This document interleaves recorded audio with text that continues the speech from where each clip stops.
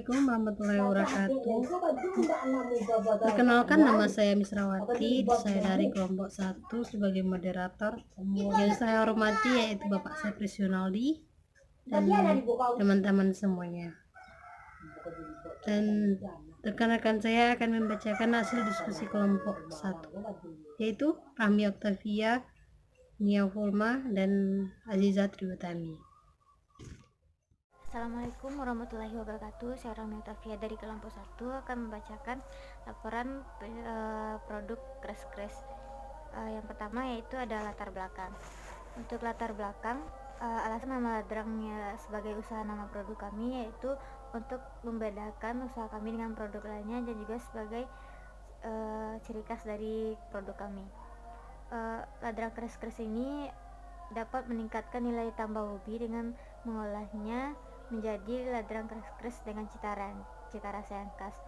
Untuk produk yang kami jual adalah makanan ringan yang alami tanpa bahan pengawet, harganya yang terjangkau, dan terdapat berbagai varian rasa yang kami tawarkan seperti original dan pedas.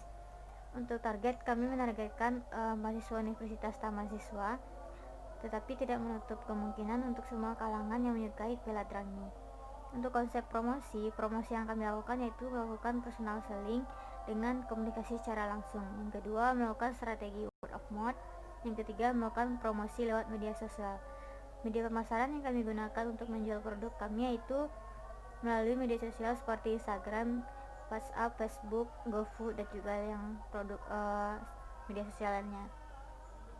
Untuk harga, produk yang kami tawarkan dijual dengan harga yang cocok dengan kantong mahasiswa, yaitu 5.000 per bungkusnya. Untuk proses pembuatan ladrang Kres-Kres, yang pertama yaitu merebus ubi jala dengan matang lalu dihaluskan. Yang kedua, mencampur semua adonan dan adoni hingga kalis. Selanjutnya, setelah adonannya kalis, selanjutnya potong kecil-kecil seperti gambar di sini. Yang selanjutnya itu menipiskan adonan. Kami menggunakan di sini mesin Ampia. Untuk selanjutnya itu setelah adonannya dibentuk, maka melakukan penggorengan dan pengemasan. Bisa dilihat dari video di sini. Ini video proses produksi dari usaha kami.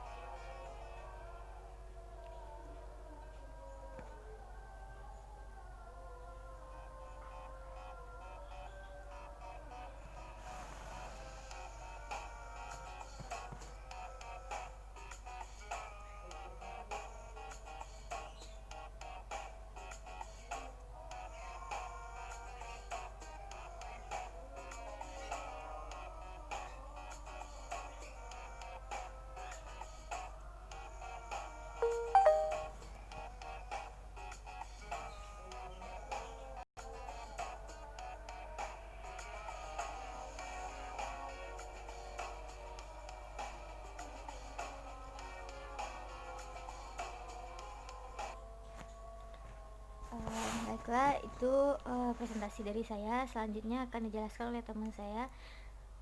Sekian, terima kasih. Assalamualaikum warahmatullahi wabarakatuh.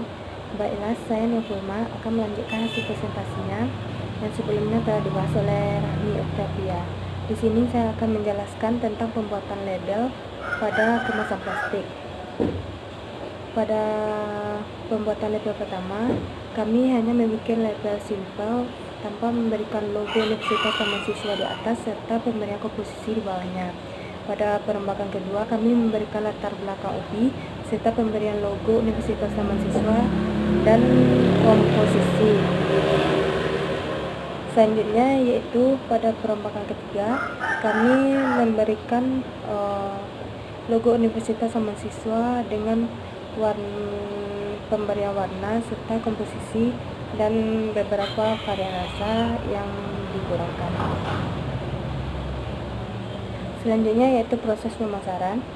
Di sini proses pemasaran produk yang pertama kali kami lakukan sebelum masa pandemi, kami melakukannya yaitu dengan secara personal selling, yaitu dengan komunikasi secara langsung terhadap pembeli. Target utama kami yaitu seluruh mahasiswa universitas dan mahasiswa, dosen serta masyarakat di sekitarnya. Berikut dokumentasinya.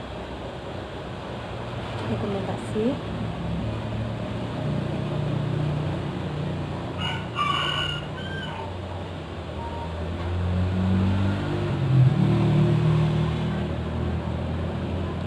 Selanjutnya di sini selain itu kami juga melakukan pemasaran melalui media sosial seperti WhatsApp dan Instagram. Selain itu kami juga melakukan pemasaran melalui Shopee, Instagram, WA, dan WhatsApp. Berikut dokumentasinya.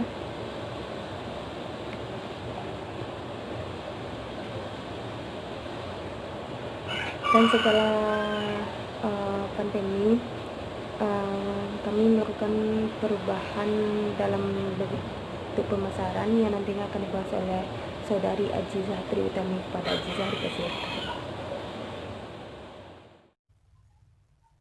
Baiklah, saya akan melanjutkan presentasinya. Saya akan menjelaskan tentang laporan penjualan ladang keras-keras dari minggu pertama hingga minggu sekarang. Pada minggu pertama, kami dapat menjual sebanyak 21 pieces dengan total penjualan 105.000 dan laba bersihnya 46.872. Pada minggu kedua, kami dapat menjual sebanyak 25 pieces dengan total penjualan 125.000 dan laba bersihnya 55.800. Pada minggu ketiga, kami dapat menjual sebanyak 44 pieces dengan total penjualan 220.000 dan laba bersihnya 98.208. Pada minggu keempat, kami mengalami peningkatan. Kami dapat menjual sebanyak 70 pieces dengan total penjualan 325.000 dan laba bersihnya 131.240. Pada minggu kelima, dengan adanya COVID, kami mengalami penurunan. Kami menjual sebanyak 40 pieces dengan total penjualan 200.000 dan laba bersihnya 89.280.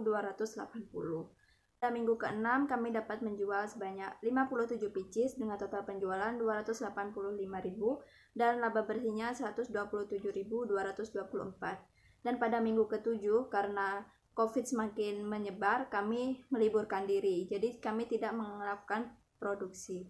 Dan pada minggu ke-8 kami dapat menjual sebanyak 35 pieces dengan total penjualan 175.000 dan laba bersihnya 78.120. Dan pada minggu ke-9 kami juga dapat menjual sebanyak 35 pieces dengan total penjualan 175.000 dan laba bersihnya 78.120. Dan pada minggu ke-10 kami dapat menjual sebanyak 40 pieces dengan total penjualan 200.000 dan laba bersihnya 89.280. Dan pada minggu ke-11 kami juga dapat menjual sebanyak 40 pieces dengan total penjualan 200.000 dan laba bersihnya 89.280. Selanjutnya, karena minggu lebaran kami tidak melakukan produksi dan meliburkan untuk memasarkan produknya.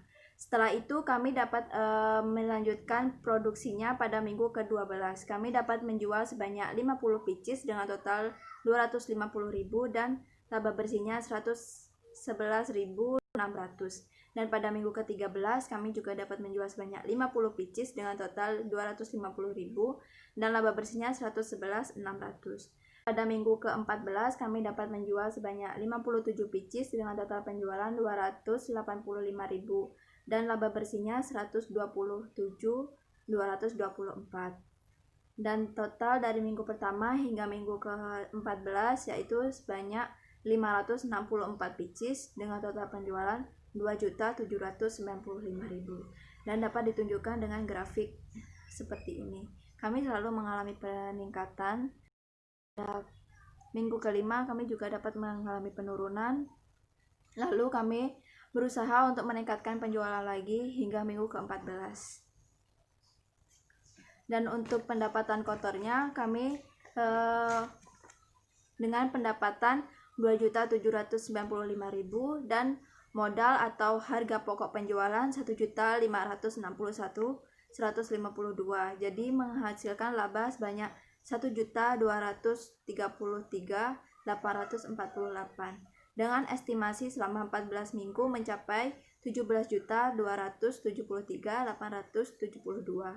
Untuk laba ruginya pendapatan usaha 17.273.872 dengan beban operasional 5.500.000 mendapatkan laba periode ini 11.773.872. Dan untuk neracanya, total aset dan total utang ekuitas yaitu 728.000.